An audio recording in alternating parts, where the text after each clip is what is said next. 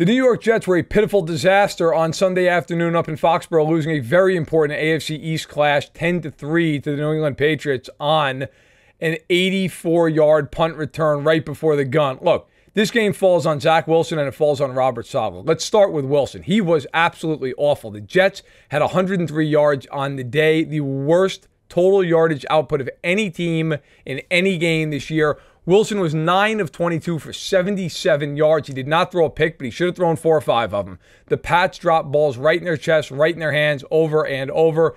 But at the end of the game, in the final 2 minutes, the Jets had the football, and Robert Saleh essentially played for overtime, even though they had time. They could have moved, and if they got a field goal, they win the game. I get they were awful offensively. I get Wilson should have turned the ball over almost a half dozen times. I understand all that. If that's the case, and you don't trust him to that degree that you're willing to just sit on the ball and play for overtime, bench him.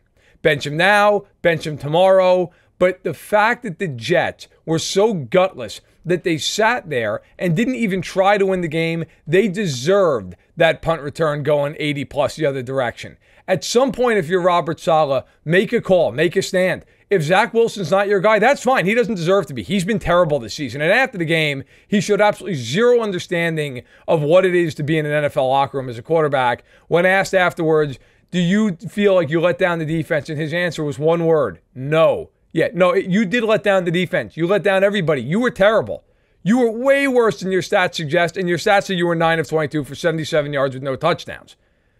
The Jets lost in New England because the quarterback was terrible, the coach was gutless. Whether you want to say he was gutless for not pulling Wilson or for going for it as the game waned into the final minutes, take your pick. Either way, a horrible loss for a team that had every opportunity to win thanks to its defense, but didn't thanks to its offense and its head coach.